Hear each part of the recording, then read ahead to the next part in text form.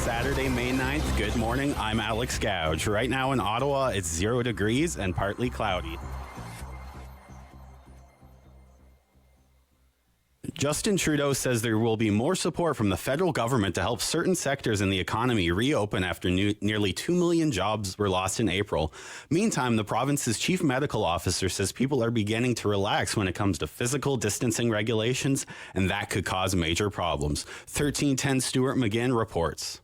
Ontario saw a spike in new cases yesterday with 477, and Dr. David Williams has two ways of looking at that. First, there's the overall picture, which is something he says is too soon to be really concerned about. Remember that a week ago when we had this, we moved up sometimes over 500, so it seems to be gradually coming down. So I wouldn't get too discouraged with that. We have to see how that plays out over the next day or so. Warning sign from yesterday's data is that more than 55% of the province's new cases are linked to community spread, a key figure Ontario has been wanting to see a drop in before they look at easing any further restrictions. Williams says it's perplexing that the province still isn't making any major headway on this, adding if people aren't taking physical distancing seriously, this all could last even longer. At every level of government, officials have said steps will be taken slowly, focusing on people's health first, and recognizing that timeline. Yesterday, the federal government extended its emergency wage subsidy past early June and promised further financial support for struggling work sectors. I'm Stuart McGinn.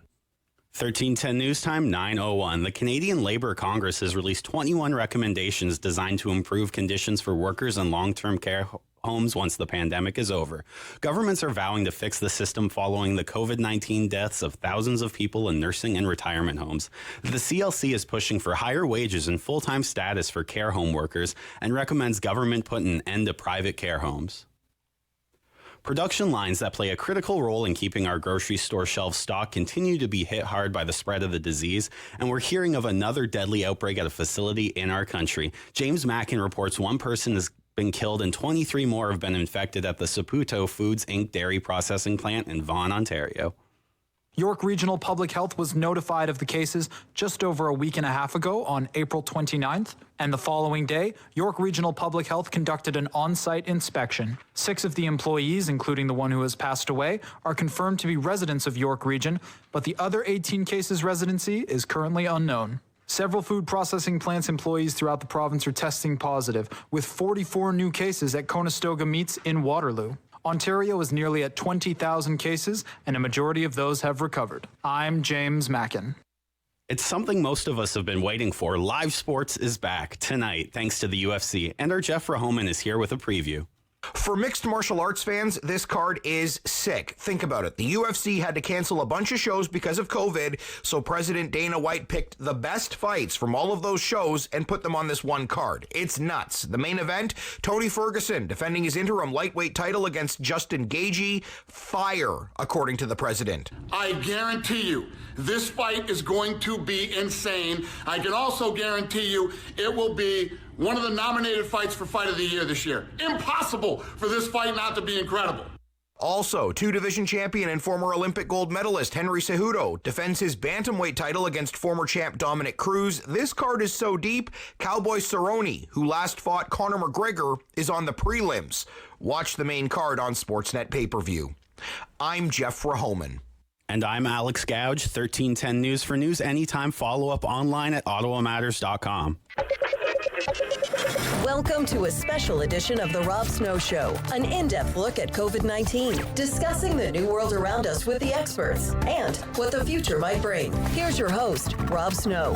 And it's been 2 months since life was dramatically altered for Canadians. And over the next 2 hours, we're going to explore where we've been as a country, where we're at right now, and what life could look like under a new normal. And good morning. This is the Rob Snow Show, a Saturday edition on 1310 News and Rogers TV here in Ottawa. And welcome to those listening in Halifax on News 95.7 and in Kitchener on 570 News. There's been almost no aspect of Canadian life left untouched because of the pandemic. But no group of Canadians has suffered more than residents and staff of the country's long-term care homes. More than 80% of the fatal cases of COVID-19 in this country have happened in long-term care homes. According to a recent report from the National Institute of Aging, more than 3,400 Canadians, 3,400 long-term care residents, and at least 6 long-term care employees have died after contracting the coronavirus. It is a terrible human tragedy, and it will go down as a shameful episode in Canadian history. How did it happen? And what can be done to make sure it never happens again? In Ontario, there have been more than 1,000 deaths in long-term care settings. And the Ford government has promised an investigation, but it's stopping short of saying if that investigation will be independent. And that's not going to be good enough for a lot of people, as calls are growing for a public inquiry. And we've had many public inquiries in our history, usually overseen by a judge or a retired judge, into things like the tainted water scandal in Walkerton or the Westray mine disaster in Nova Scotia. And some are saying if we're ever to truly get to the bottom of things about the conditions suffered by our seniors in long-term care and the employees working in long-term care, and to make sure we have lasting reforms for the future, the only way to move forward is with an independent public inquiry. And we're going to talk about that this morning. We will as well be talking about the economy, the gradual reopening of the economy. The unemployment report came out yesterday from Statistics Canada. It was bad. The worst ever. No big surprise there. Some 3 million Canadians have been put out of work in just the last 2 months. And much of the job losses occurred in the last 6 weeks. In 6 weeks, the country went from almost full employment. Traditionally, economists in this country have said anything below 8% unemployment is full employment in Canada. So we have gone from basically full employment in Canada to 13% unemployment in a matter of 6 weeks. And so much of it is imposed. It is imposed unemployment. Employees have been ordered unemployed. Businesses ordered shut down. With the nation's unemployment rate at 13%. Here in Ontario, the unemployment rate is 11.3%. More than 800,000 people are out of work. Yesterday's report showed more than 26,000 people are out of work in the city of Halifax, where the unemployment rate is close to 9%.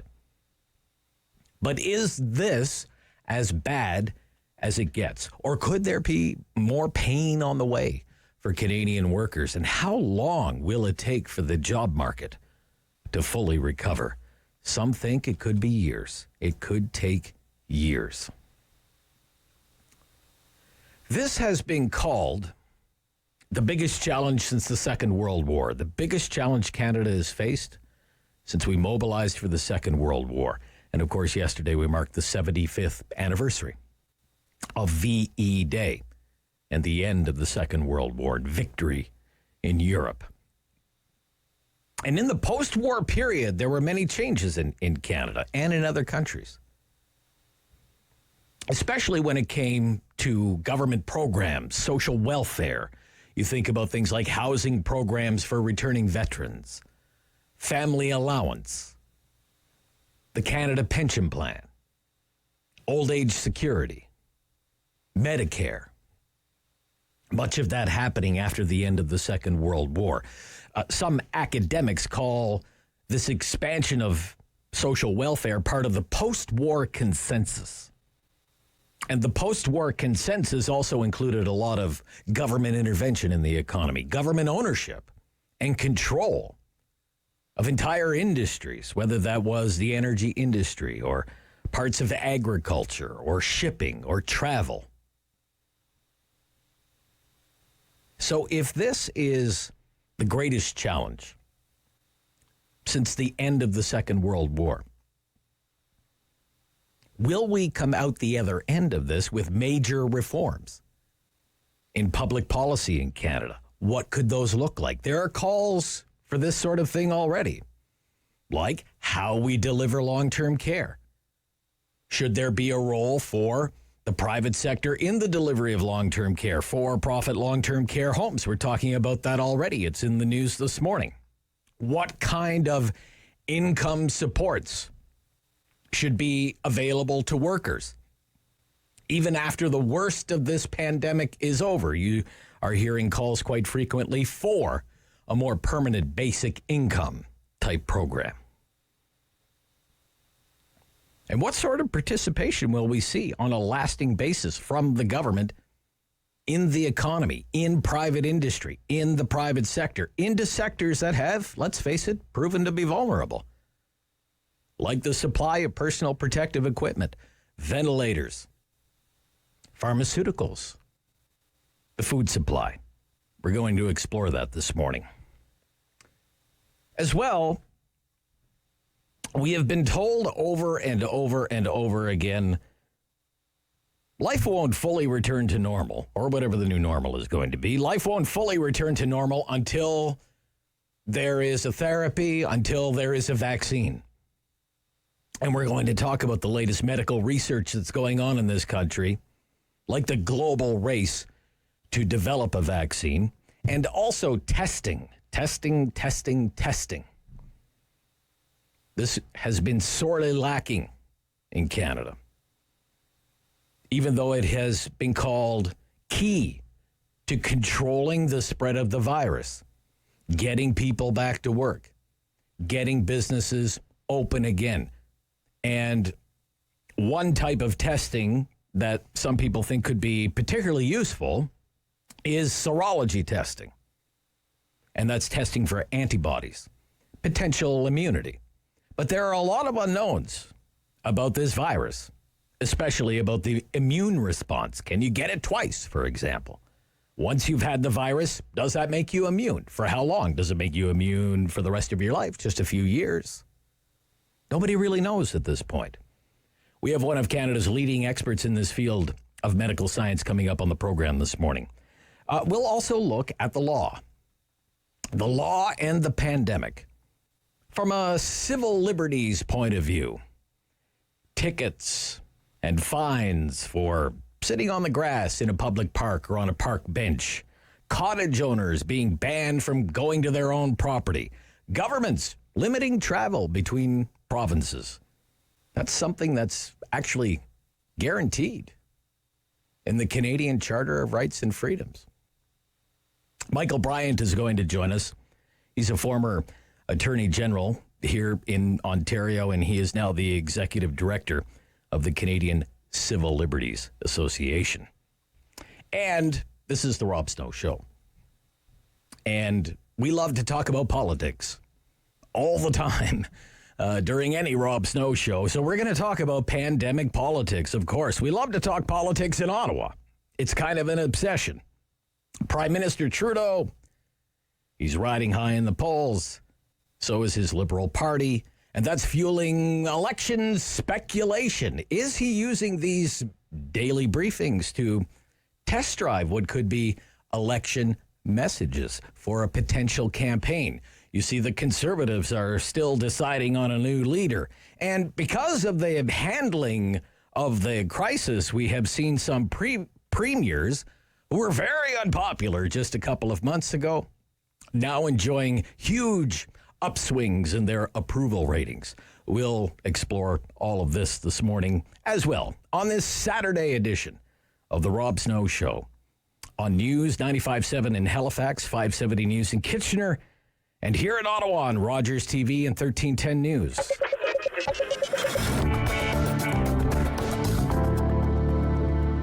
Today's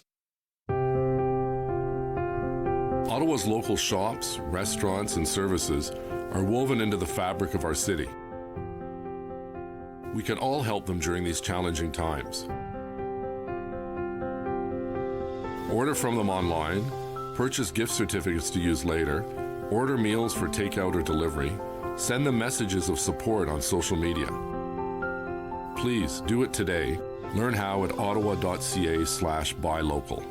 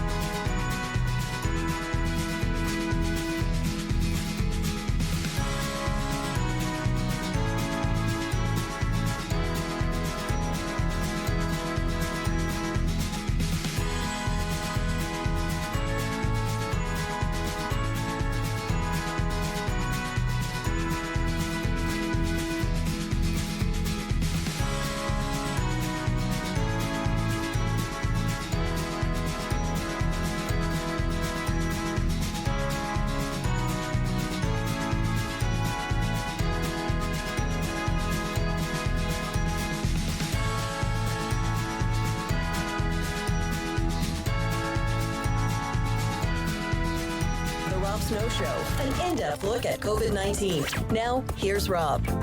It is often touted as a key to getting the economy going again, putting people back to work, getting our lives back to normal. Serology testing, testing for antibodies, and possibly immunity to coronavirus. Dr. Don Bowdish is here to talk about this for us, Canada Research Chair in Aging and Immunity and an Assistant Professor, Pathology and Molecular Medicine at McMaster University. Good morning. Hi, thanks so much for having me. It's a great pleasure, Doctor. What is serology testing? Serology is looking for the presence of antibodies. So if we become infected with a virus, and this could be an asymptomatic infection or a symptomatic infection, our immune will respond by producing antibodies. So when we look at serology, we can determine if an individual has been infected with the virus, even if they didn't show any symptoms. Okay. Now, how important is that during this pandemic that we have some form of serology testing? How could it benefit medical science right now and people? Well, serology is incredibly useful for this. What we can do is if we take blood from large parts of the population, we can determine how many people were actually infected. And this helps us with a lot. It helps us know whether our social distancing practices were affected. It may help us understand who are the people who are most at risk. And we'll get a sense of who actually, despite our best efforts, became ill with the infection. It's also particularly important in this infection because it's unusual in that so many people are asymptomatic. We don't really understand how responsible asymptomatic people are for the spread of this virus. So once we get a sense of how many people are truly infected, we'll be able to predict what works and because unfortunately we are really expecting a next wave of these infections, and ideally we don't have to go through these sorts of extreme social distancing measures. Okay. How would you describe the current state of serology testing right now, Doctor? I mean, there's been lots of questions asked about capacity to do tests. What about serology testing? What's our capacity? How reliable is it? These are excellent questions. So one of the things that people have to keep in mind is that this infection's only been with us for maybe 6 months. And generally, it takes a long time to develop really good, reliable tests.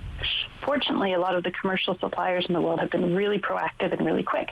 So I'm part of what we call a serology working group, a group of researchers, public health officials, governments, and commercial people who do blood testing to try to figure out what is the best way to use these tests. And in truth, this virus has been a little bit tricky to develop these tests for because it looks a little bit, some of these antibodies are what we call cross-reactive, meaning that they don't just recognize this virus, but they recognize other viruses as well.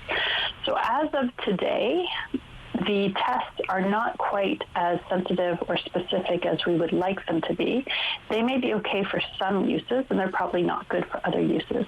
And if you'll allow me to give you an example, if we were to test, say, the city of Hamilton, say we wanted to understand how many people in the city of Hamilton had been infected with this virus, maybe we would sample 20,000 of them or 30,000 of them to try to understand this.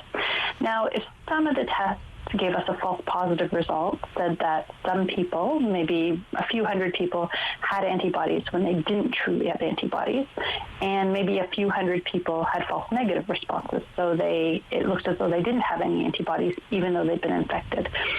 That would be probably okay. Our numbers wouldn't be perfect, but we'd be able to make a best guess about how many people had been infected in Hamilton. But now, imagine, if you will, we're looking at personal support workers in long-term care homes and people who work in high-risk occupations and trying to figure out who's got some exposure to this virus and who doesn't. And now imagine we're trying to use that information to decide who goes back to work or what kinds of jobs they do. We need those tests to be accurate. We don't want to tell someone that they're protected when they're not. That could lead to them becoming infected, or alternatively, if they don't actually have any protection, then maybe they could be involved in spreading the virus because they might be put back to work too early. So we need tests to be absolutely accurate. And although from the data I've seen, I'm confident that we are getting there and soon we will have these sort of serology testing, I'm quite happy that the Canadian response has been slow and measured and thorough. Other countries have rushed ahead, and as a consequence, they've either wasted a lot of money or they've made inaccurate inferences about how infected their populations were. I mean, the reason that people are so bullish, if you will, about serology testing is because of the idea that it could offer people immunity. But I remember the last time we spoke, you said that that's no guarantee because there could be, if there's immunity at all, it could vary, right? Depending on, it could Can you expand on that, Doctor? Yes, you're exactly right. So one of the things we don't know yet is if the presence of these antibodies give us what we call protective immunity. Let me give you an example. So people who are living with HIV, they have tons of antibodies against the HIV virus in their blood, but that doesn't stop them from being infected. It doesn't get rid of the infection. And in many, many, many clinical trials to try to vaccinate against HIV, we are successful in creating antibodies against the virus, but those antibodies don't protect people at all. So what those antibodies can be used for is a marker to say, yes, this person's been infected, or no, they have not. But they can't give us any information in the case of HIV as to whether they're protected from the infection or not. Now, with this virus, unfortunately, it is not clear that the antibodies we are currently measuring protect people. Partially, this is just a matter of time. You will have heard in the news there's lots of questions about can a person be reinfected or not. And unfortunately, in such a short time span, we just really don't know if people can be reinfected or not. So many immunologists, including myself, are looking at what we call immune correlates of protection, trying to figure out which antibodies are protective, and then designing new tests that look specifically for that. And so again, we could use a very broad yes or no, do you have antibodies or not, to figure out how many people in Canada had been infected. But to say if a specific person was protected from infection, then we have to really know which of these antibodies are protective. So would say health officials in Canada or researchers in Canada, would they have perhaps more information on the immunoresponse by watching other countries that dealt with the pandemic earlier, like China, and how a second wave would impact other countries that were hit earlier than Canada, Doctor? Would that be something to watch? Absolutely. Yeah. One of the things that's been actually sort of a little bit of a silver lining in this whole epidemic is the amount of communication that's happened from public health agencies and scientists across the world. So we in Canada have been watching very, very closely the reports that initially came out of China and then have been are following up in Europe. And one of the things that became apparent quite early from some of the Chinese data, which really got us worried about these antibodies and whether they could protect us or not, is they were looking at people who had infections so serious that they died versus people who had terrible infections that they needed to be hospitalized for but did not die. And if any antibody could protect, you might think that people who had such a severe infection that they died, they didn't have very many of these antibodies, and that people who survived would have lots of these antibodies. This wasn't the case. Everybody had the same amount of antibodies and the same kinds of antibodies. So that was the first little worrisome sign that antibodies might not protect from serious infection. Now, what we'll be watching very, very closely is studies of what we call convalescent plasma. So these are studies where people take the blood of people who've survived a COVID-19 infection, and they take out the liquid portion which has these antibodies in it. And then they put that in somebody who's hospitalized for infection. And if those antibodies are protective, we should see that the levels of the virus go down, and hopefully those people will get better. If the antibodies are completely inefficient and they don't actually protect, then we would not predict that the virus would go down, and we would not think that that person would get better. These studies are starting now, and I can tell you the entire research community is biting their nails and staying up at night worrying about what the results are going to be. Yeah, it's really an extraordinary time in medical research, I bet, Doctor, whether it's coming up with new testing regimens or trying to develop a new infectious disease therapy or develop a vaccine. Medical science doesn't usually move at this kind of breakneck speed, does it? No, it's been absolutely nail-biting. I can tell you, watching the outbreak start for me was like better than a blockbuster movie. I was hooked. And then, watching all the efforts and seeing how everyone sort of come together and worked so quickly and collaboratively across the world has been a good news story in many ways. But it's unfortunate that there's still been sort of obstacles other than the science, be it politics or be it human behavior, that we were not able to keep the infection contained in China. And so now we have to work together and work globally, really, to make sure we can eradicate it to make the whole world safe for all of us again. Okay. Thank you, Doctor, for your time today. Thank you so much for having me. That's Dr. Dawn Bowdish joining us from McMaster University. This is the Rob Snow Show, a special edition on News 95.7 Halifax, 570 News Kitchener, and here in Ottawa on Rogers TV and 1310 News.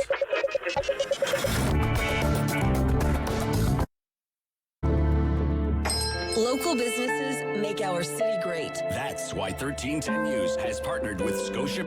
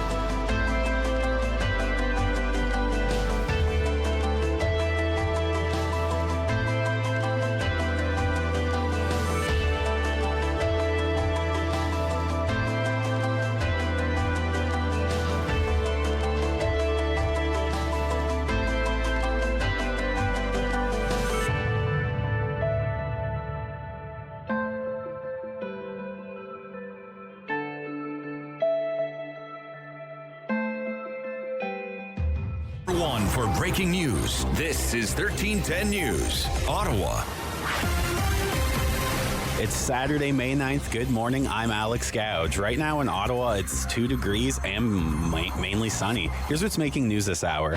There are new signs of both economic and social life appearing in many parts of the country this weekend, but Prime Minister Justin Trudeau warns the reopening of the economy and lifting of restrictions will happen very, very gradually. Yesterday, he announced the federal government will be providing more support to help certain sectors flattened by the COVID-19 pandemic. Nearly 2 million jobs were lost in April, and Trudeau has announced the government is extending the emergency wage subsidy program. U.S. President Donald Trump says he's in no rush to negotiate another financial rescue bill. His comments come as the government is reporting that more than 20 million Americans lost their jobs last month due to the economical upheaval from the COVID-19 pandemic. Trump's top economic advisor says the White House wants to let the last round of recovery funding kick in before committing to hundreds of billions or more in additional spending. Grassroots volunteer organization Conquer COVID-19 is hosting its final PPE drive today in collaboration with the Ontario Medical Association and St. John Ambulance. The goal is to collect unused supplies and give them to frontline workers and anywhere that needs them during the pandemic. Items such as masks, gloves, baby products, and several other essential items are being accepted. The drive runs today until 5 o'clock at St. John Ambulance on Morrison Drive. I'm Alex Gouge, 1310 News. For more news, follow us on Twitter or at ottawamatters.com. We return to a special edition of The Rob Snow Show, an in-depth look at COVID-19. Now, here's Rob. From tickets for sitting on a park bench to cottage owners not being allowed to go to their own cottages, police checks at border crossings, it could be argued that civil liberties are taking a hit during this pandemic. Let's explore the law and COVID-19 with the Executive Director of the Canadian Civil Liberties Association, former Attorney General here in the province of Ontario, Michael Bryant. Good morning. Good morning. It's good to be here. On the whole, how would you characterize the state of civil liberties during the 2 months of this pandemic? I'd say that it has been probably the worst chapter in our history, or among the worst chapters for Canada. Although, compared to some other countries, we have done a little better and infringed people's liberties a little less.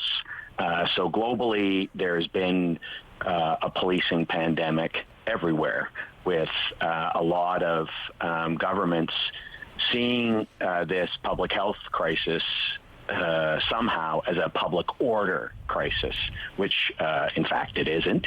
But that's what happens, especially when you try and ask police and untrained bylaw officers to enter the front lines of a public health pandemic. I think what has troubled me just personally is it seems arbitrary, and almost at times unreasonable. What's your sense of it, Mr. Bryant? That's exactly the word. I think you hit the nail on the head. It's been arbitrary, and it has been disproportionate. And often what's happened is that the means gets mixed up with the ends. At the very beginning of this in March, the Canadian Association of Chiefs of Police wrote out some guidelines to all police. And they said, look, this is a public health matter. So the role that police can play, and bylaw officers, is they can educate the public, explain to them what the rules are. They can be out there on the streets explaining to them what is going on and what they should be doing. They can warn people and tell them, look, there's a new bylaw or a new emergency management order out there, and you can actually get a ticket for what you're doing right now. And they said, and this is important, only as a measure of last resort should police and bylaw officers be ticketing people. So that I think it was the right way to go, but that's not what happened. That's not what happened. Now, to be fair, under Chief Slowly in Ottawa, I think the police have followed that in Ottawa. The bylaw officers, the opposite. It's the opposite. And part of the problem is these are people who have actually never been trained to exercise discretion. They are used to measuring properties, and if it's, the garage is too high or too long or encroaches, it's black and white.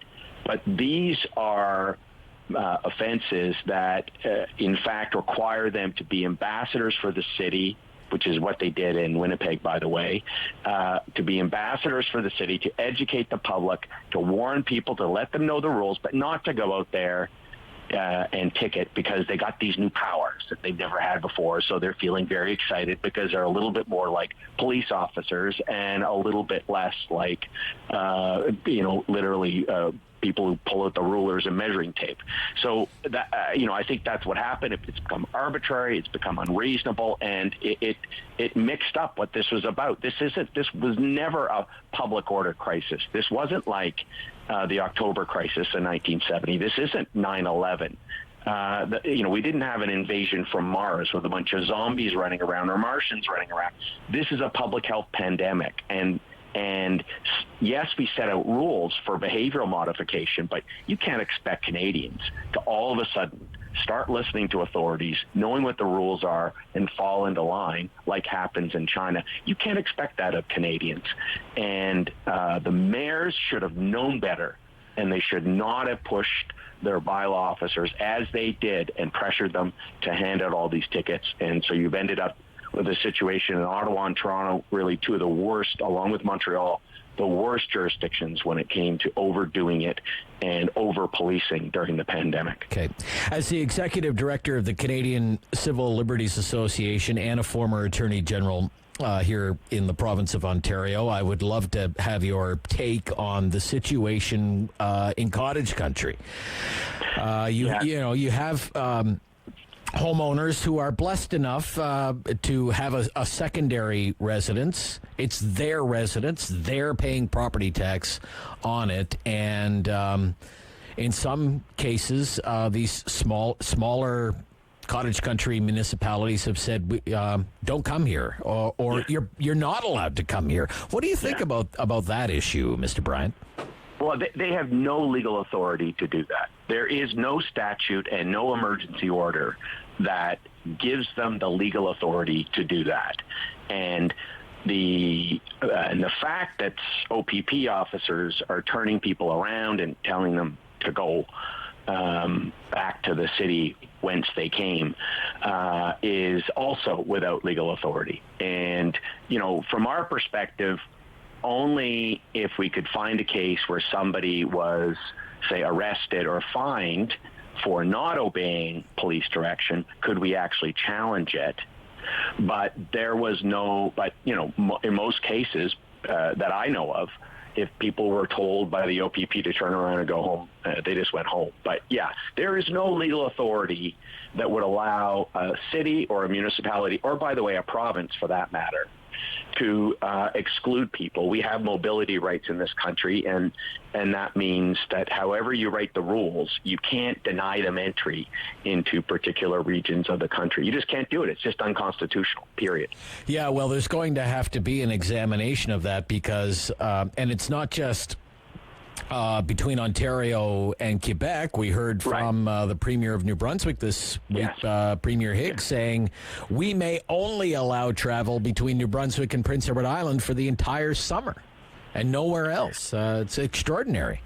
I mean, we're in the process of retaining counsel in Newfoundland to challenge the emergency orders that they recently put into place that in a very unnuanced way, in a way lacking proportionality.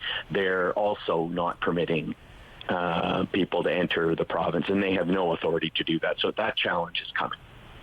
Okay. I want to get to something that, a concern that you raised the last time we spoke, and that was just the very means of someone to, say, challenge a ticket if they've been ticketed by a local bylaw official, because this is, at the very heart of any justice system in a Western liberal democracy is the idea that you've been accused of something and you're going to have your day in court and you can defend yourself and meet your accuser. None of this can happen right now. Right. That's a big problem, isn't it?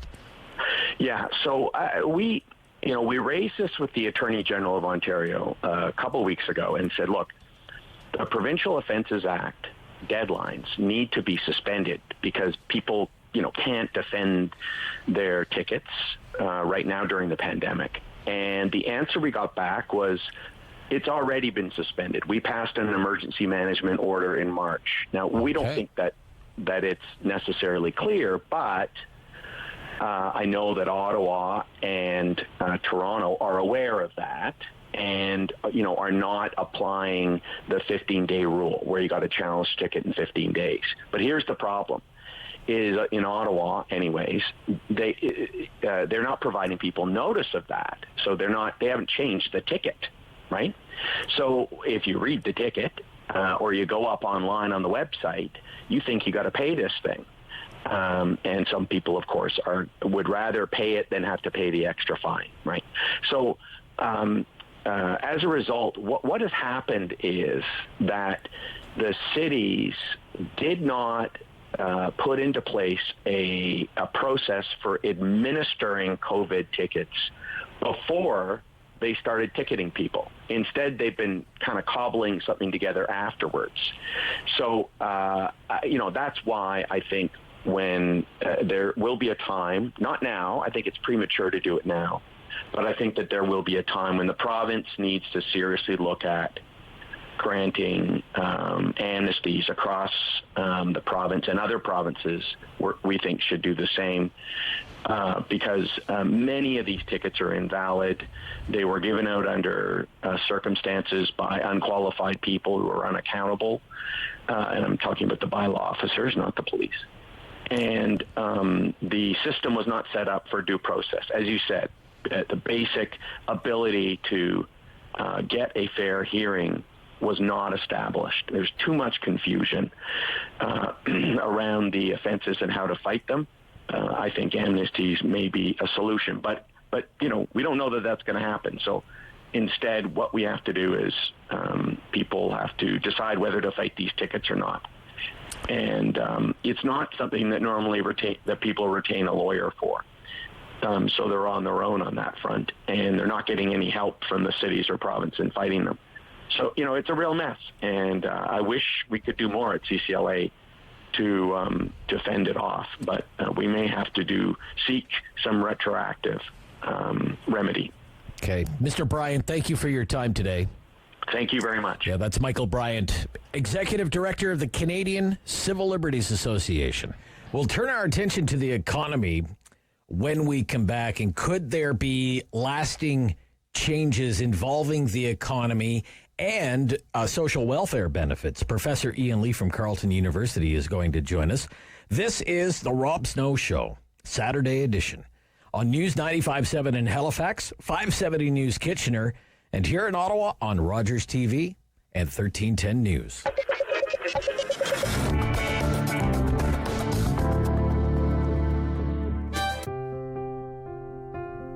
Ottawa's local shops, restaurants, and services are woven into the fabric of our city.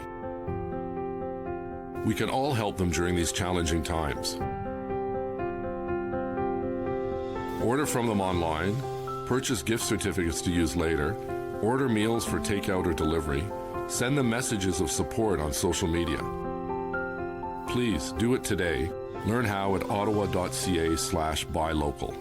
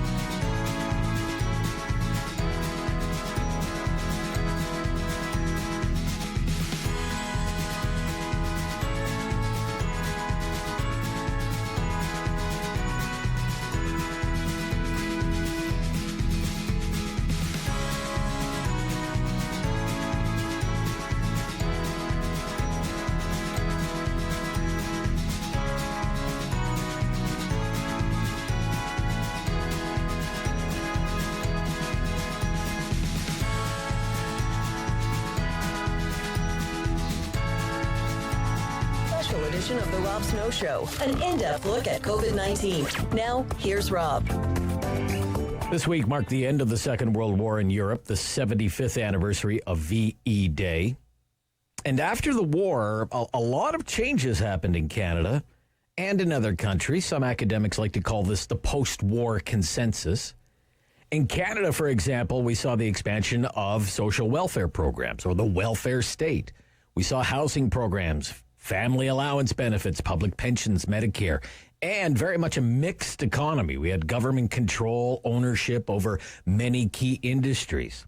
So this pandemic has been called the greatest challenge since the Second World War. Does that mean we'll see the same sort of reforms coming out the other side? Could we have a post-pandemic consensus, lasting intervention by government and the private sector, another expansion of social welfare programs? Let's explore that with Professor Ian Lee, Associate Professor of Management at the Sprott School of Business at Carleton University. Good morning.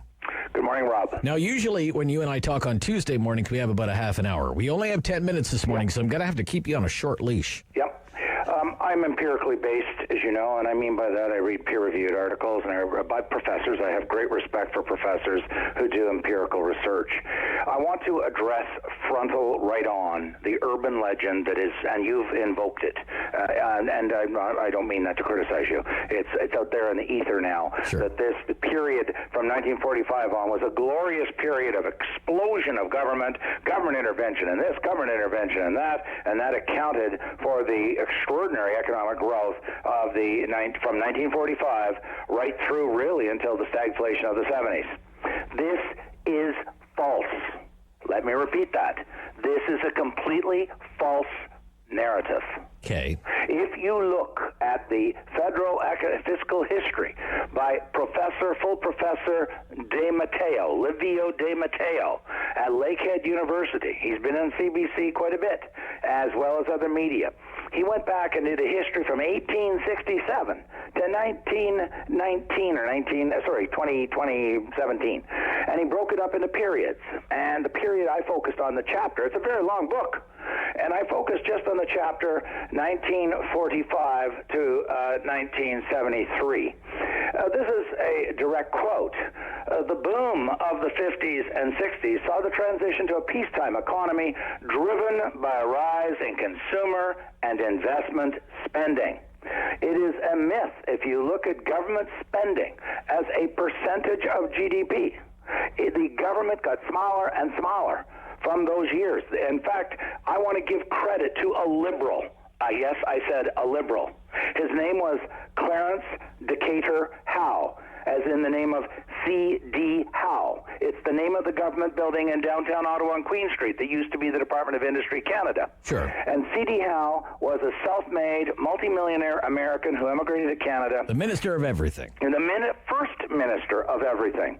And he's been given a lot of credit, but not enough credit. Right. He was the one that transformed Canada from a rural agricultural economy right through into the 1930s and transformed us into an industrial military economy to contribute with our partners to defeat the Nazis.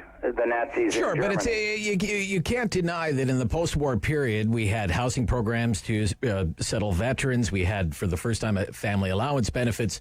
We had the Canada Pension Plan was created. We had basically the Canadian Medicare was created, right? Right.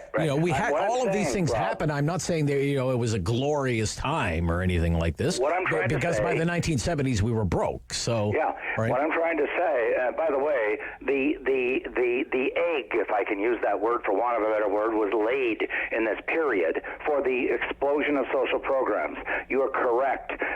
The first pension was created in 1952, but it was extremely tiny and selective. I want to give credit to another liberal. What a day I'm having. The social program safety net that we now know as Canada only really took off in a very short period of time from 1965 to 1968 under a guy who spoke with a lisp and wore bow ties. His name was Lester Bowles Pearson. And that's when we created what we now call the Unemployment and Employment Insurance Program. That's when Canada Pension Plan was created. That's when public health care was created. That's when CPP was created. That's when the Guaranteed Annual Income was created. And we went from that period, which was the heyday of the growth of the post-war period, when growth was at 5% real. Imagine, those are Chinese numbers. Right. Okay, we're a little tight on time here, so I want to advance. Was laid by a downsizing, a radical downsizing, not by some horrible right-wing conservative. It was done by C.D. Howe, who engineered the transformation to a much smaller government in the post-war economy. So let's get rid of that pernicious myth that the government exploded in size and guided the growth of the economy in the post-war years. That is false. But nevertheless, a change did occur. Many call it a watershed moment with the election of Margaret Thatcher in the UK. Kind of got things going, right? With receding government intervention in large parts of the economy, right? And that came to Canada as well with Brian Mulroney's victory in the mid-'80s. Much more modest, because let me just cut in for a moment. I did the beautiful empirical op-ed on the death of Margaret Thatcher. And I looked up a ton of stats. They had become vastly more governmentalized than Canada, but when Thatcher took over, up to upwards of 50% of the economy was under the control of the government. We never hit those levels. Yes, Brian Mulroney, give him full credit, privatized so-called commercial crown corporations, Air Canada, Petro-Canada, Canadian National Railroad. But our country was much more mixed, hybrid economy, closer to the U.S. in many respects, in structure than it was to England. The British went overboard in 1945, by the way. They nationalized just about everything. Just as C.D. Howe was downsizing the government of Canada as its footprint, the British Labour government was growing in a grotesque manner, almost like a cancer out of control, and they were buying everything in sight, and productivity collapsed, and then the British disease set in. So Britain went down a very different post-war road, and I am here talking to you, Rob, because of that, because my father emigrated in 1947 because the unemployment in England was 30. That's 30%. And he told me many times there were zero jobs. Zero jobs. And millions of young men and women emigrated from England to Canada, to Australia, to New Zealand, and to the United States. When I started university part-time at night after I dropped out in 1971, 1/3 of all the professors at Carleton were British with a British accent. Wow. Okay, and look at you now. Now, let's, I want to advance this because here we are, and this has been called, as I say, the greatest challenge since the Second World War, and we're hearing it from the progressive forces in this country. See, we need the same kind of reforms of the welfare state post-pandemic as we had post-war. What do you think about that? It's a false analogy. 2.5 minutes. And I'll explain why very quickly. The social welfare support for Canadians, I was looking it up just as you called me, was way smaller in 1945. I want to remind you what my parents used to remind me.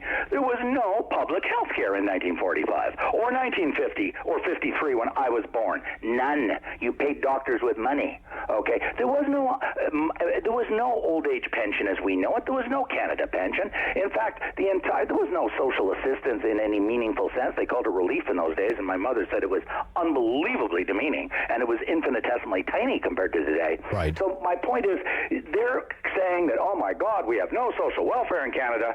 The government, as Livio Di Matteo, the professor at Lakehead, showed that, well, for the first, until the Depression, Canada, as a government, was heavily involved in making things. They were involved in the economy, owning companies that made things. After, in the post-war years, what they did is they downsized that aspect and went from being directly involved in the economy, making things, running companies. They shifted to redistributing income to create the social welfare state. Okay. We are now, contrary to what Mr. Trudeau and others have said about exploding inequality, per the OECD, Our inequality Gini coefficient is below the OECD average of all the rich countries, including the Scandinavian countries. So I'm not saying that we cannot tweak, and yes, we should tweak. We now know where there's some holes in the system. You know, with senior citizens homes, they obviously need better regulation, okay? And we may need to have more targeted funding. But I think we're going to learn from this, contrary to what the progressives are saying they're actually arguing for an explosion of universality in everything to do with social welfare. Sure. I'm arguing that we're going to come out of this with a $250 billion deficit this year, and the national debt's going to explode upwards up to maybe $2 trillion, which is 100% of GDP or more. Right. We're going to finally learn that we're going to have to target.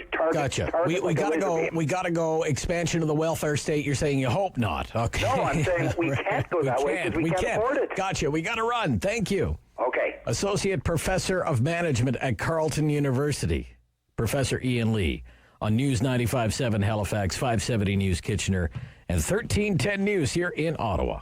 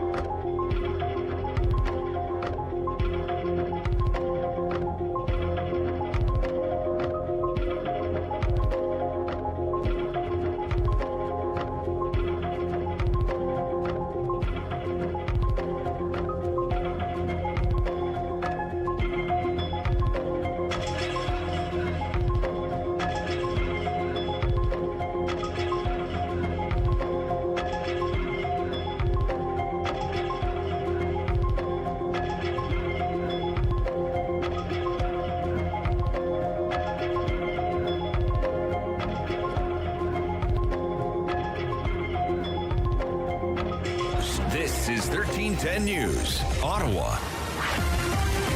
It's Saturday, May 9th. Good morning. I'm Alex Gouge. Right now in Ottawa, it's 0 degrees and partly cloudy. The 1310 News top story. Are we doing enough to stop the spread of COVID-19? It's a question provincial health officials are asking, with the number of daily confirmed cases remaining steady and many of them connected to community spread. This comes as a number of non-essential businesses prepare to reopen today. 1310 Stuart McGinn reports.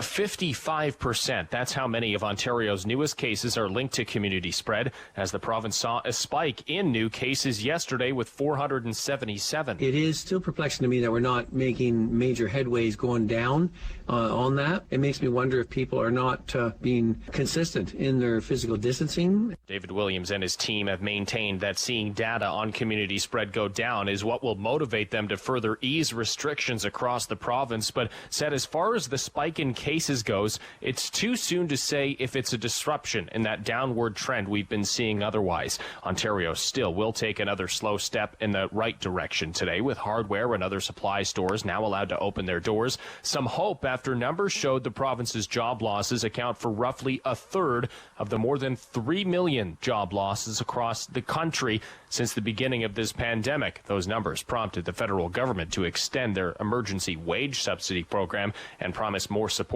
to come for sectors that are still struggling. I'm Stuart McGinn. 1310 News Time, 10:01. Ontario's big city mayors are calling for the federal and provincial governments to opt for some financial relief from the toll of the COVID-19 pandemic. The large urban mayors caucus of Ontario says losses from transit systems alone are expected to hit $415 million between April and June. The mayors say they requested financial support during a call with federal and provincial ministers yesterday. They say they're also hoping to work with higher levels of government on an economic recovery plan and reforms that will allow for more sustainable revenue streams in the future.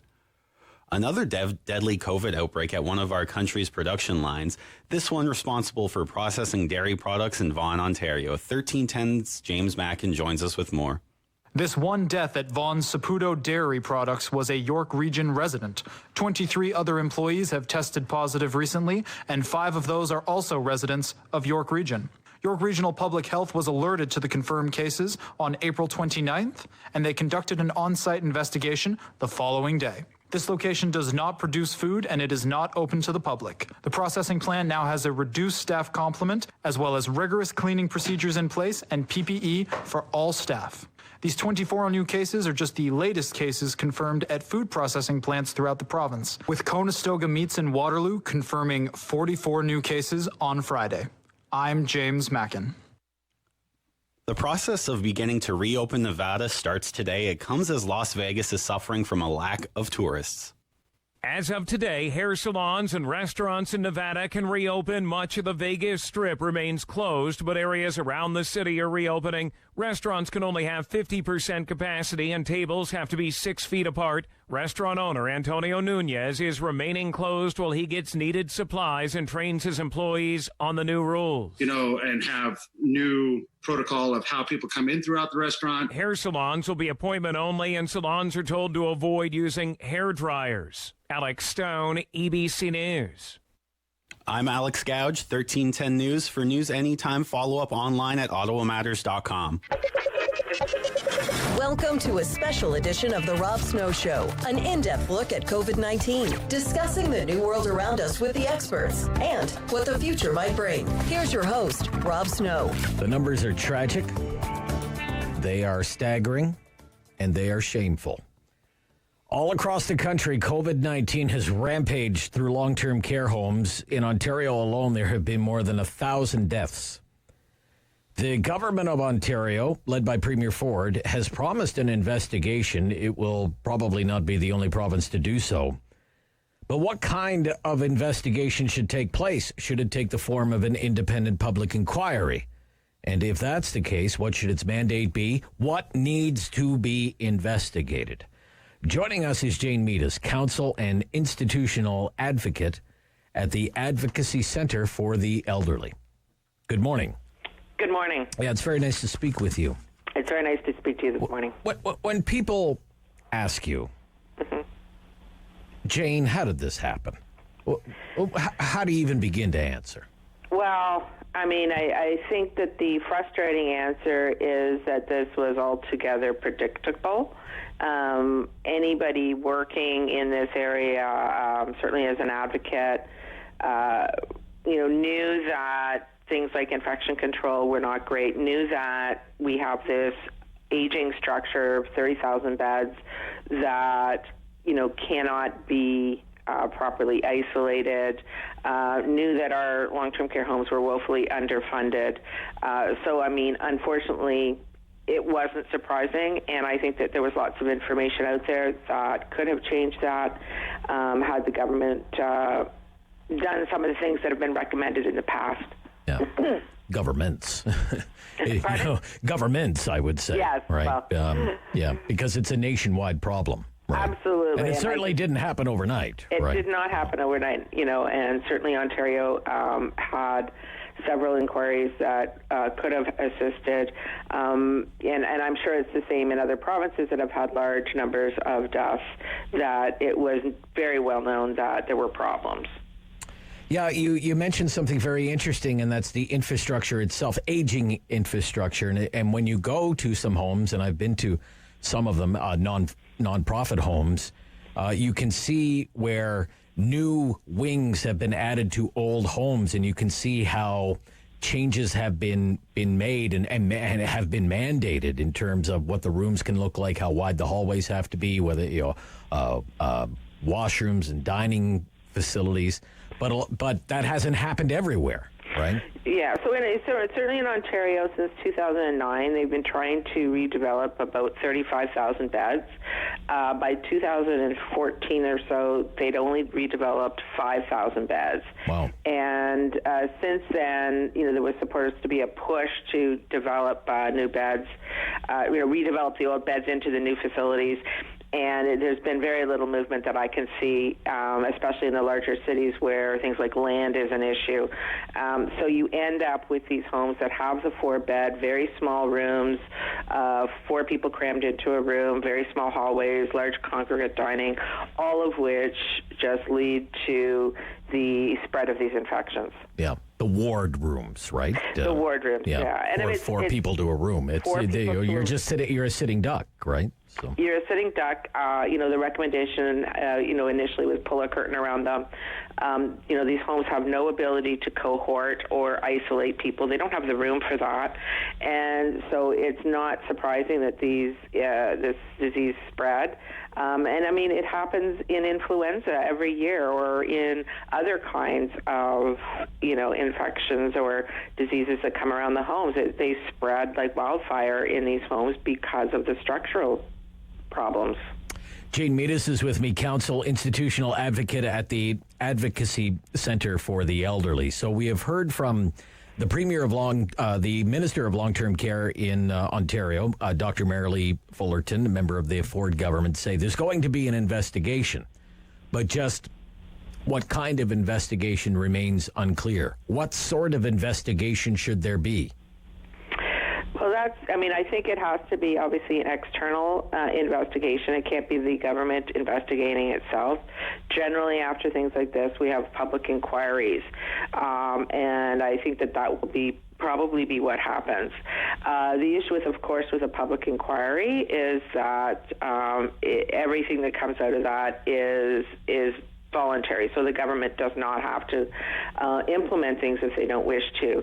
And you can even go back and look at the SARS inquiry that was done by Archie Campbell and see things that we are talking about today were very clearly outlined in that report. So it has to be one where the government actually takes action. Right. What kind of issues do you think should be investigated? Well, definitely the structure and how we're going to change that structure of the homes, the infrastructure. We have to look at how much staff need to be paid to properly compensate them for what we all now realize is a very difficult job. And we also have to look at what kind of care we want to provide. Do we want to have these large buildings? But we also have to figure out how much care does each resident in a home require. So right now the government sets out a pot of money and they divide it up, and that's how much care you get. But what we don't know in the province of Ontario, and I can't speak for other provinces, is how much care does it actually take for an average resident. So does an average resident actually need, say, 3 or 4 hours care? And usually we hear the numbers of 4. So 4 hands-on hours a day to properly be cared for. We don't know what that number is, so we don't know how much staffing we need in care, and it's very clear we need way more staffing than we have right now. Right, and you touched on this, but certainly the issue of job security, because one of the issues, the vulnerabilities that has come to light as a result of this is the need for staff in long-term care, personal support workers, etc., to work in several homes just to put together a full-time work week. You would want that addressed. Right? Absolutely, yeah. and that's exactly right. These workers usually make less than $20 an hour, and if they're not getting full-time, they may not be getting benefits. This not only leads to staff working in multiple homes, it leads to staff coming into work when they're sick. So we really need to look at that. We need to look at how much does it really cost to, get adequate, properly fairly compensated, properly trained people to work in a sector where we have some of our most vulnerable citizens, and we can certainly see that now. Okay. What about delivery models? Because we do have this kind of hybrid system, right? We have for-profit homes, we have not-for-profit homes, we have homes run by municipalities. Sure. So, certainly in the province of Ontario, we have a variety of different models. We have, as you said, in our system. Theoretically, you're not supposed to know the difference when you're living in one. In practical situations, I think most people do know the difference. Yeah, they look at their checking account. No, they're all of them. You pay the exact same price in Ontario. Yeah. Okay. There's a difference when you're looking at the private sector retirement homes, which is the ones that are very expensive. Yeah. But in our long-term care sector, we have the exact same pricing and everything in long-term care, and they get the exact same amount of money from the government if they're long-term care homes.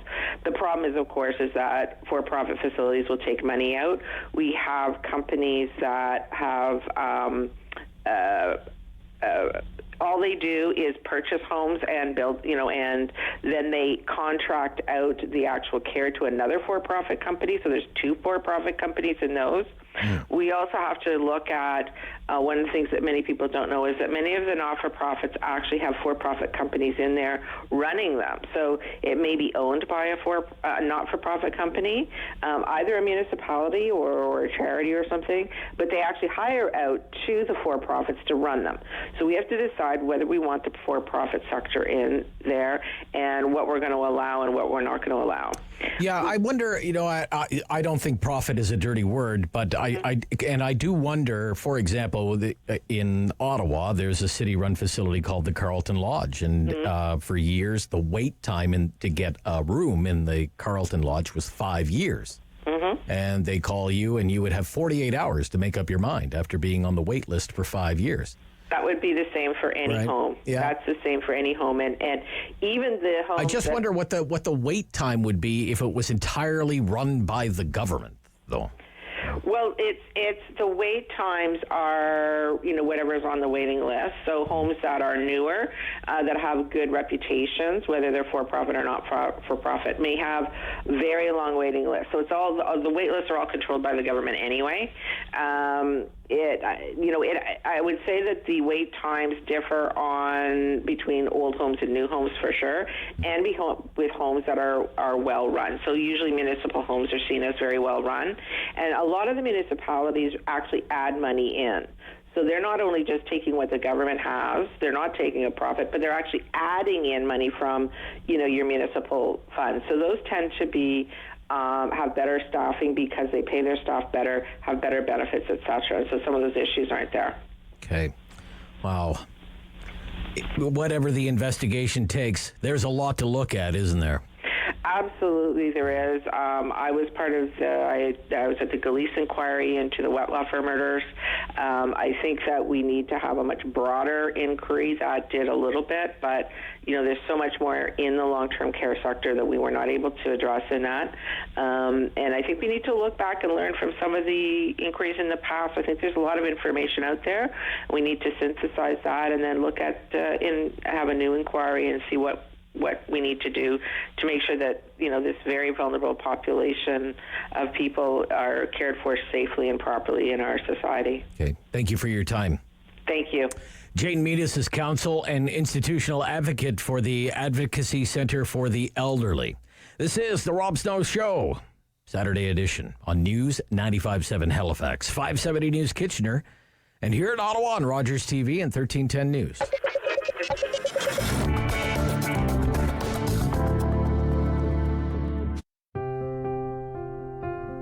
Ottawa's local shops, restaurants, and services are woven into the fabric of our city. We can all help them during these challenging times. Order from them online, purchase gift certificates to use later, order meals for takeout or delivery, send them messages of support on social media. Please do it today. Learn how at ottawa.ca/buylocal.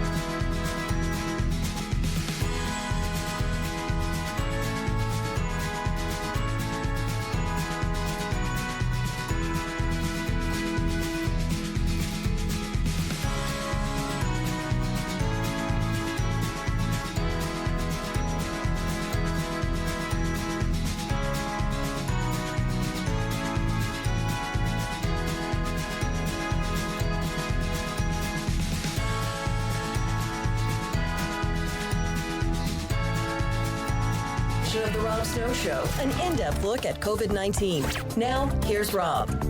We hear it all the time.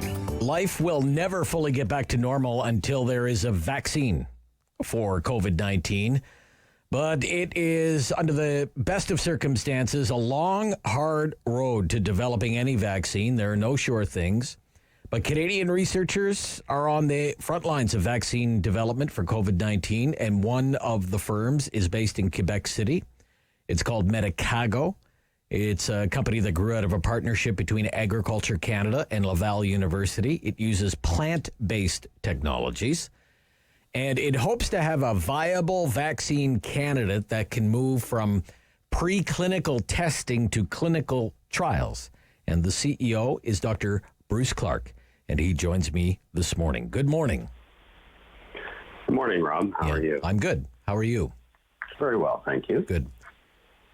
Now, your firm, Medicago, has already successfully produced what's called a VLP, which is a virus-like particle. And you did that fairly shortly after getting the genetic code for this virus. What is a virus-like particle, and why was that an important step? It's a good question, Rob. The virus-like particle is ostensibly identical to the circulating virus, but it doesn't have any of the genetic material that's required for infection. So it's a non-infectious form of the virus itself. But to the body, when it's presented to the body recognizes it as a virus, and so produces an antibody response that's very similar to what you would produce from the actual infection, which is an important part of defending against the disease. Okay, so after you developed or produced the virus-like particle, what do you do then? What have you done after that point then?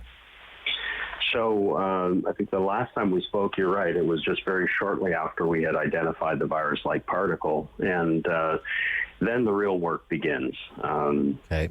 Because we have to prepare that and get that into a form that's acceptable for trials, whether they're animal studies or especially preparing ourselves for the human trials, which are coming up and then fairly shortly.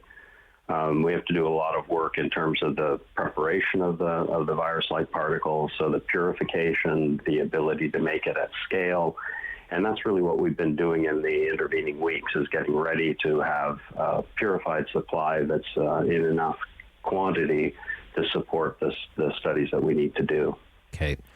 And that's called the preclinical work, I gather, is it? That's where we are. That's where we are today. That's where you are today. Okay. That's right. And that would that involve, for example, tests on like mice or what have you, or those kinds of things, sir? Yeah, that's correct. Yeah. Exactly. Okay. And how long does that typically last, that phase? Well, so that would in this case, as you well know, developing a new drug is something that takes years, and we're trying to compress that process into months, which presents challenges to both those who are regulating and making decisions about the appropriateness of the treatment, and then companies like ours who are developing it. So, in fact, we're compressing those studies into a matter of weeks, as opposed to months where we have the luxury of time. In this case, we just don't have the luxury of time. But it's done with the full understanding and direction of the regulatory authorities, so Health Canada, the U.S. FDA, for example, where we all are trying to find what's the most straightforward pathway to a candidate vaccine. Right. And the candidate vaccine would then move on to a clinical trial phase. You would test it in people, right? That's exactly right. Yeah. And that's why we call it a candidate vaccine, is because it hasn't been proven yet. So we still refer to it as a candidate. And how would you see that rolling out, potentially, a clinical trial?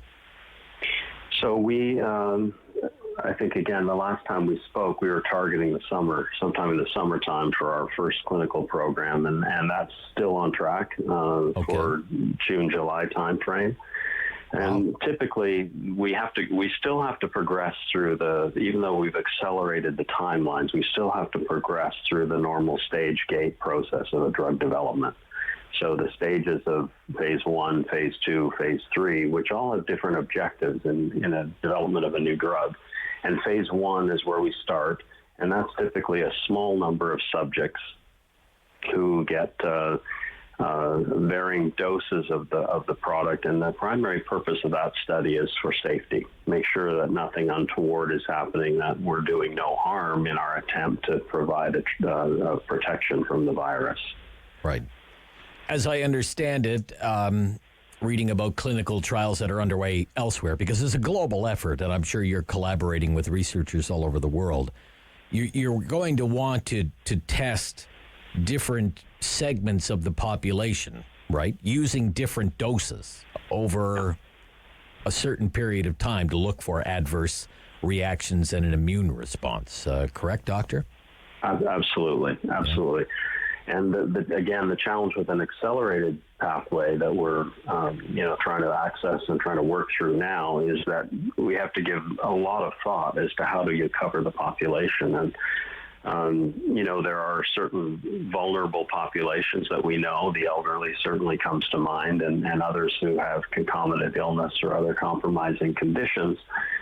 We have to understand what and how the disease is progressing. We have to understand more about how the therapeutic or a vaccine in this case is going to protect before we introduce it into those vulnerable populations. So typically when you're talking phase 1, you're looking at healthy individuals, healthy adult individuals. So typically between the ages of 18 and 55, for example, 18 and 65 potentially. And we really need a robust set of data regarding the safety of the product before we expand that into other populations. And that's the dilemma when we're trying to bring something forward quickly, is we need to do enough of that to know that we're not being foolish and we're not introducing a risk, but we still have to keep moving. Yeah. And that is the issue right now, because you don't want the cure to be worse than the disease. There is a reason these rigorous controls are in place. People of a certain vintage will remember, disasters like thalidomide, for example. Thalidomide, right? So, well, and that changed the way we developed drugs. Exactly. That was a real pivot point in drug development history. Yeah, for sure. What's the best case scenario? Give us the best case scenario. Well, the best case, I think is there's others who are already into the clinic. I think the best case scenario is we're talking about the end of this year for having enough evidence from a vaccine point of view anyway, enough evidence that would support putting the vaccine into a broader population. I think the best possible chance is the end of this year. I think if we talk about our program, we anticipate being through phase 2 by the end of the year. And depending on the results from that phase 2 program, the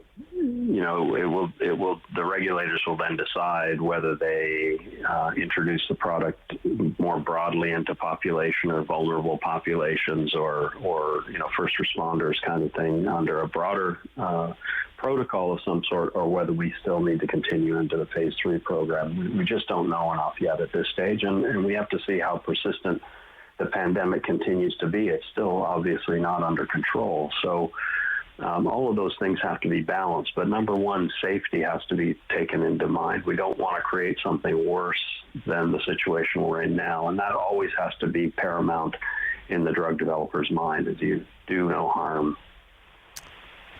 Best of luck, Doctor. Thank you. Thank you, Rob. Yep. Nice to talk with you. Yeah, that's Dr. Bruce Clark of Quebec City-based Medicago. Pandemic politics coming up next on the Saturday edition of the Rob Snow Show on News 95.7 Halifax, 570 News Kitchener, and here at Ottawa on Rogers TV and 1310 News.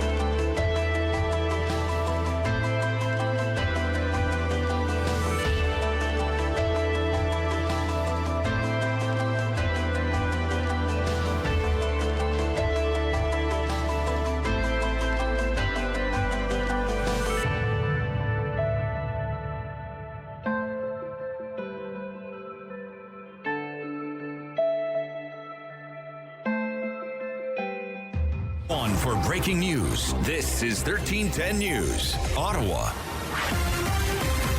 It's Saturday, May 9th. Good morning, I'm Alex Gouge. Right now in Ottawa, it's 0 degrees and lightly snowing. Here's what's making news this hour. As provinces take steps to loosen their lockdowns, COVID-19's economic impact is becoming incredibly clear. Canada's unemployment rate rose to 13% yesterday, a near historic high. 2 million jobs were lost last month on top of the 1 million lost in March. Prime Minister Justin Trudeau said on Friday that there will be more support from the federal government to help certain sectors of the economy, but he didn't discuss the details. He has extended the government's emergency wage subsidy program beyond its early June endpoint. Acclaimed musician and founding father of rock and roll, Little Richard, has died at the age of 87. Little Richard was known for his joyful stage persona, which set the template for several musicians, including the Kinks, Elton John, and countless others. He was known for his hits Tutti Frutti and Long Tall Sally. If you wanted to snap a quick pic of the tulips during this year's festival, you're in luck. The NCC announced on Twitter it is removing the no photo sign at Commissioners Park. However, the NCC is asking that people take their pictures when walking by and continue to practice physical distancing. This comes as Mayor Jim Watson called on the NCC to rethink the photo ban. The Tulip Festival runs until May 18th, with all programming shifting to online. I'm Alex Gouge, 1310 News. For more news, follow us on Twitter or at ottawamatters.com. The conversation continues with a special edition of The Rob Snow Show, an in-depth look at COVID-19. Now, here's Rob. Even the pandemic is political. It's done wonders for the popularity of some provincial premiers who had been struggling in the polls prior to the crisis. The Conservative Party is struggling to gain any political momentum as the race heats up again in the search to find a replacement for outgoing leader Andrew Scheer. And here in the capital city, we love to talk politics. And we had an added treat this week, election speculation, with the idea that Canadians could be going to the polls maybe later this year or sometime next year, and that the Prime Minister is using his daily briefings to test drive some key election messages. Let's talk pandemic politics. Joining me now is political commentator and strategist Kate Harrison, Vice President at Ottawa's Summa Strategies. Good morning. Good morning, Rob, although I'm getting pretty nervous about your use of the E word with election. Well, I count at least 3 columns of national significance now written about election speculation. And I think John Ivison of the National Post, his timeline kind of makes a lot of sense. That, look, if you're Mr. Trudeau, you see your popularity is through the roof. Certainly the Liberal Party of Canada is off the mat after, even though they won a minority government, it was certainly not the kind of election outcome they were hoping for when you look at things like the popular vote, for example. So that's off the mat as well, Liberal fortunes. But it's only a matter of time before there's going to be bad news. There's going to be an Auditor General's report. There are going to be investigations. There may be public inquiries. So you want to get ahead of that bad news and try and take advantage of your popularity by going for it and seeking a majority mandate. What do you think about that? I don't think there will be an election this fall. I would bet the house on it even in these tough times. Spring maybe seems a little bit more likely, but there's really 3 reasons, Rob, why I think an election this fall just won't square up. First of all, everybody's going to be so tuned into what's happening south of the border. I don't think that the Trudeau government wants to compete with an election that's happening down south, because that will probably dictate a lot of what happens in our own election here, whether or not Canadians like to admit that or not. We borrow a lot from what's happening south of the border. The second reason why I don't think it'll happen is because I don't think any of the opposition parties want to vote the government down, and really that is required in order to force an election at all. The Conservatives will be choosing their own leader in August. I doubt that leader will want, a month or two before calling an election. I think that they'll probably want a little bit more time so that Canadians get to know them a bit better. And the third reason is exactly to your point. There's going to be some bad news that comes in the fall, very likely. As things shift to recovery, I think that we're going to see Trudeau's popularity numbers dip a bit because I think that there will be an emerging consensus that things could have been handled better. Everybody's in a bit of a kumbaya right now, praising the government because that's kind of what Canadians do in moments like this. The more time that passes, the more we exit this kind of coping phase. I think that there will be more scrutiny on the government, and I think that their fortunes may fall. Yeah, I would agree with most of that, but not all of it. Okay, not all of it. His government does not have to be defeated. He's the prime minister. He can go to the governor general and say, this parliament's done. Let's have an election, right? He doesn't have to be defeated, right? He doesn't have to be defeated. This is one of the great advantages of being the prime minister. You get to call the election when you want the election. So, what about the political optic and the optics of that to the public? We're coming out of may still be in a recession. Yes. Elections are expensive. People have a lot more important things to worry about than a federal election, and we're being told to expect a second wave of this in the fall. Is the Prime Minister really going to want to ask Canadians to go to the polls if we're in a second phase of COVID and therefore putting people's health at risk? I don't think that the public is going to be clamoring for an election in the fall, Rob, and I think that the Prime Minister would risk some serious public opinion backlash if he were to try and force something. Sure, maybe not the fall, but maybe early next year. Maybe early next year it's a different story. Now, one other thing that I think we will agree on, and I'm hearing this, and I'm sure if I'm hearing it, I know you've heard it because you hear stuff way before me. Political fundraising has stopped. All the parties are struggling to raise money. The economy is shut down. We had 3 million people who are unemployed. From what I'm hearing, this has all but slowed to a trickle the fundraising efforts of all the political parties. Have you heard something similar to that effect? Yeah, Kate? absolutely. It's not looking particularly good for any of them, and obviously you need a pretty big war chest to head to the polls. So that's another major motivating factor. Okay. Now, as well, though, and I raised this a couple of weeks ago, and certainly it was something that Tom Mulcair wrote about recently in a column for the Sun papers, that when Mr. Trudeau does his daily briefings, rarely is he announcing some big breaking news story anymore. That more often than not, some of these are sounding like campaign-style stump speeches. He's test-driving messages.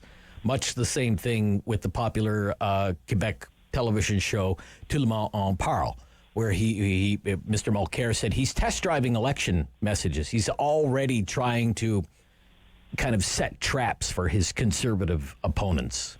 What do you think? Is he trying to make the most of this to get across an election message as well, Kate? Absolutely, and it's why he also didn't want to bring the House of Commons back to sit on a more regular basis, because having a one-way communication to the media is a much easier thing to do than be challenged in the House of Commons. I'm not one to agree with Tom Mulcair on most of his politics. You and me both.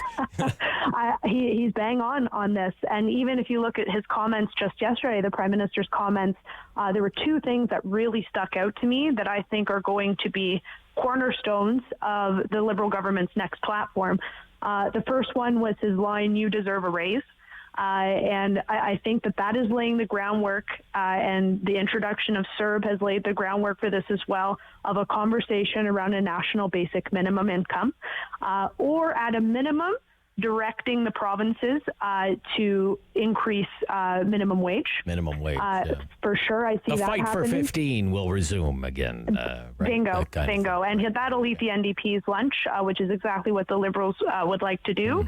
The second part that I think is going to be really telling, the impact of this crisis on women was a major focus in the Prime Minister's remarks yesterday.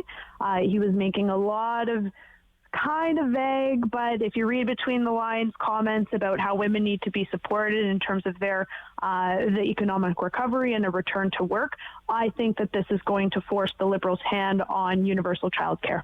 And it wouldn't surprise me at all if part of the rebuild includes social infrastructure, and part of that will be a universal childcare program. I think that he's test driving that through his remarks. Okay. During the pandemic, we have seen the resurrection of some politicians' popularity. Polls suggest Premier Ford and Premier McNeil of Nova Scotia are both getting strong reviews for their handling of the pandemic. But prior to this crisis, these were two of the least popular premiers in the country. Do you think this will have any staying power? It may. I mean, you have to note that every premier's popularity has increased as a result of this pandemic. And I think that that's largely, not to take anything away from the political response, but I do think that people trust their governments in times of crisis. At least Canadians do. I think it's a very instinctual thing for Canadians to maybe be a little bit too trusting or complacent with their government actions. But I think that is fueling a lot of this approval.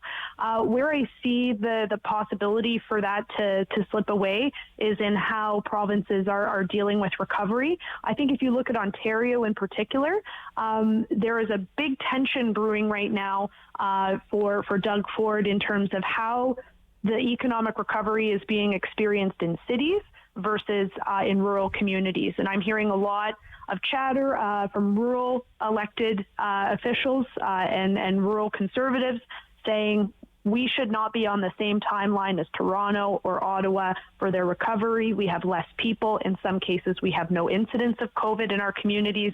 Let us reopen. We're dying here. We're ready to go. We're ready to go. And I think that Ford digging in his heels, even though that's what the public sentiment largely expects and wants to see, that's going to create a lot of challenges even within the Conservative ranks. So I think that these next few months are going to be very, very telling in terms of whether or not that his popularity continues to kind of remain in the high 80s or something like that, but a big swing from where he was before, to be sure. Yeah, it's remarkable. Kate Harrison with me from Summa Strategies. The Conservative Party leadership looked like a sure thing for Peter MacKay. Certainly not anymore. In 2 minutes or less, could O'Toole emerge as the winner? How do you see this playing out?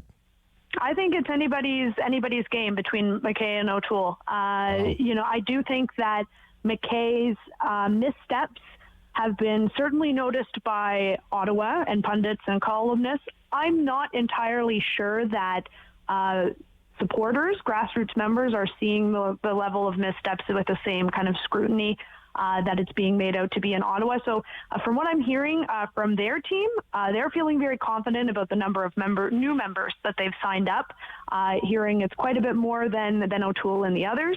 But to O'Toole's credit, he has run a pretty flawless leadership campaign. There's a lot of folks that are very excited about what he has to say. He's kind of he's producing some good policy and is not really moving to the center in an attempt to kind of bring in new people. So I think that it's really anybody's race right now. I think after we get past membership cutoff, the key is going to be policy and where the candidates want to go in that direction. I think that's when you're going to see people start to move into each camp. But I really do think that it's a toss-up at this stage. How important are second choices? In other words, could O'Toole become kind of a compromise candidate, Yeah, I don't want Peter, I think if Peter MacKay doesn't win on the first ballot, I think that this would probably be O'Toole's to win. The reason for that is because Derek Sloan and Leslie Lewis, neither of whom are likely to win, but probably between them will secure about 15% or so of the vote. I think that they will go to Erin O'Toole. So I think Peter MacKay has to win and win decisively on ballot number one. Otherwise, that down ballot support, Rob, as you mentioned, I don't think is going to break in his favor. And then if he does win, he's got an even bigger problem of trying to bring those people into the tent and make sure that they're happy, all while doing it without a seat in the House of Commons. So he's got some challenges, even if he does pull it off. Great to hear from you this morning. Thanks for the time. Likewise. Thanks so much, Rob. Kate Harrison from Summa Strategies. This is the Rob Snow Show. News 95.7 Halifax, 570 News in Kitchener, and 1310 News in Ottawa.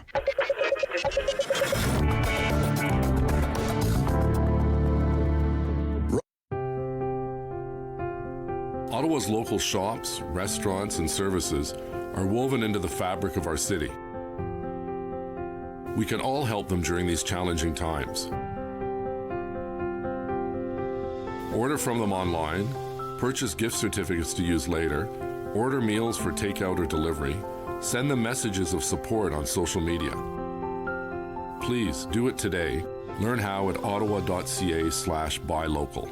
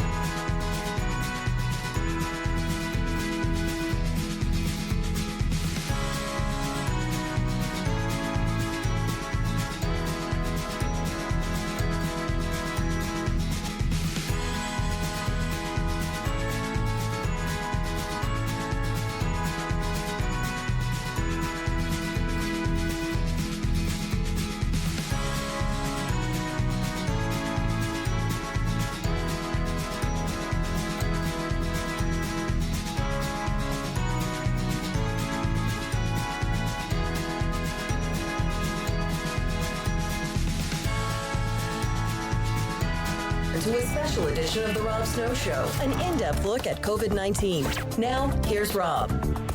It was the worst month for job losses in Canadian history, the month of April 2020.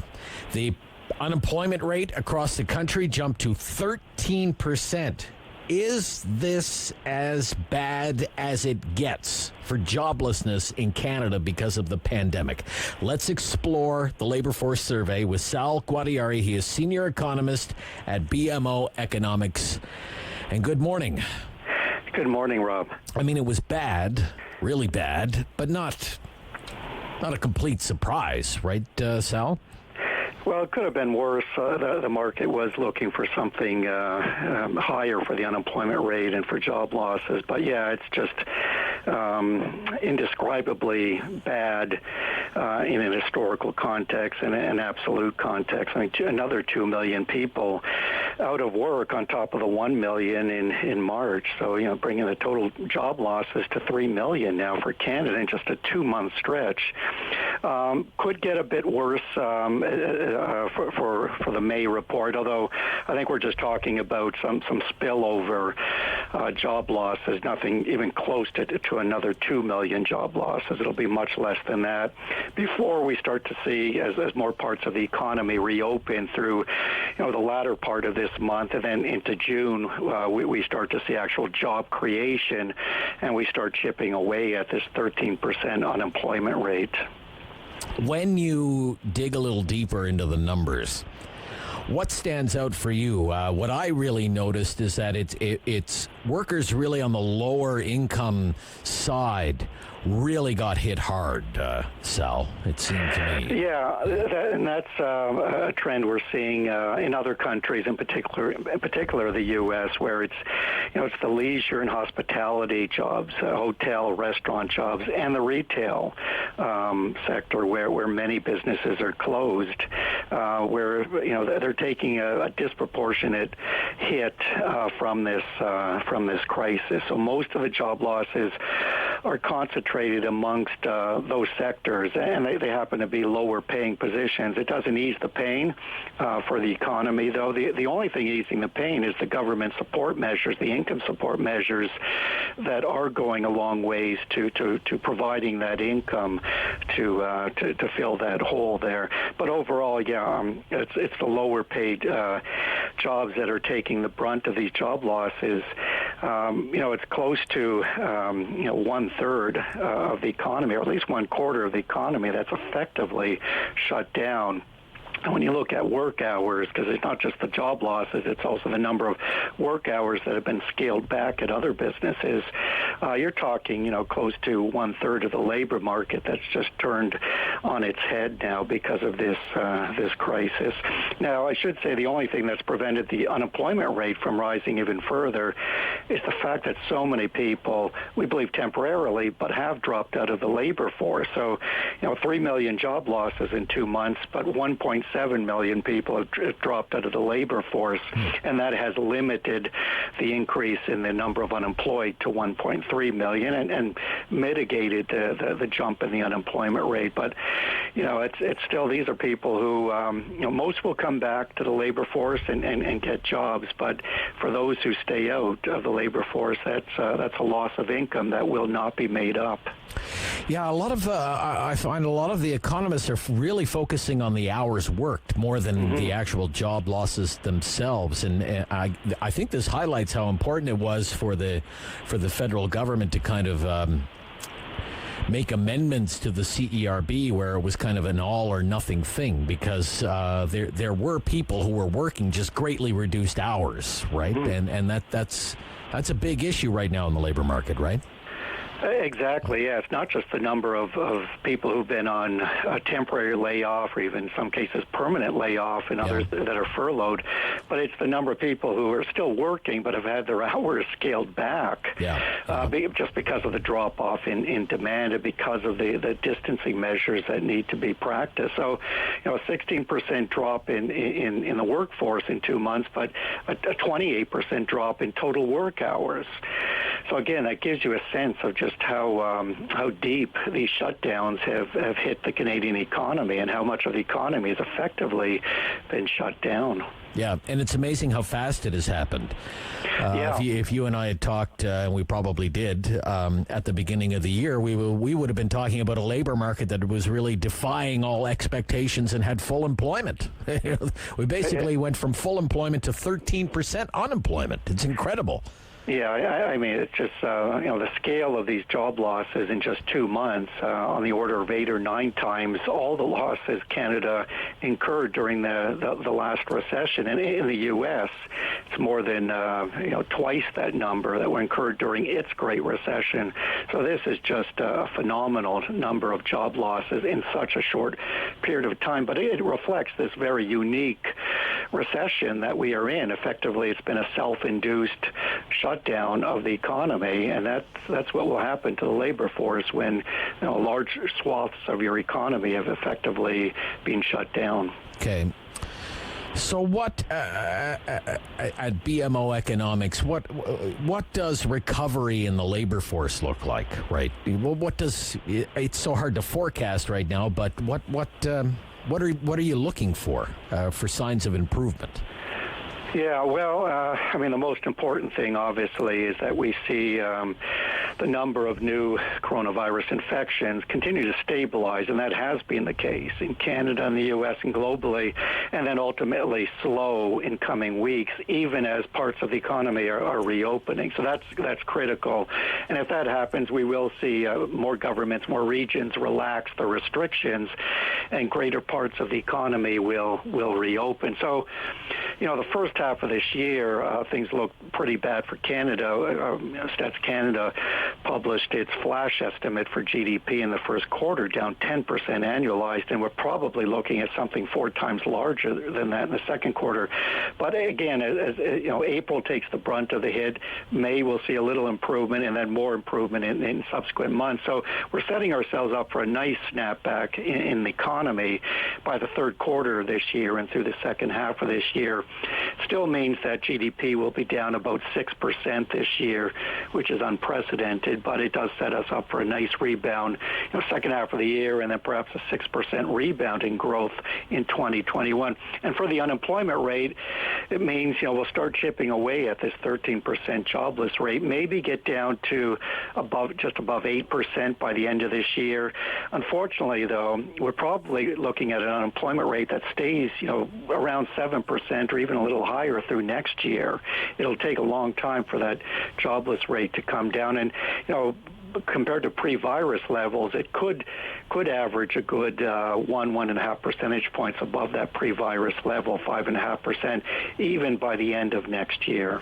And that's simply because it's just going to take some industries a lot longer to return to whatever normal is going to be, right?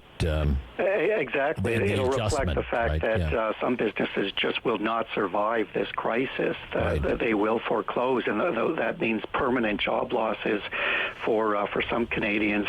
And then, of course, it takes time for new businesses to fill those spots and hire workers. And then all the other businesses in some sectors, as we talked about, hotels, restaurants, that will be operating well below capacity 6, even 12 months out until we get a vaccine. So they will be slow to rehire as well. So it will take quite some time for the unemployment rate to get back to more normal levels. Could take even a couple of years before we see a jobless rate below 6% again. Okay.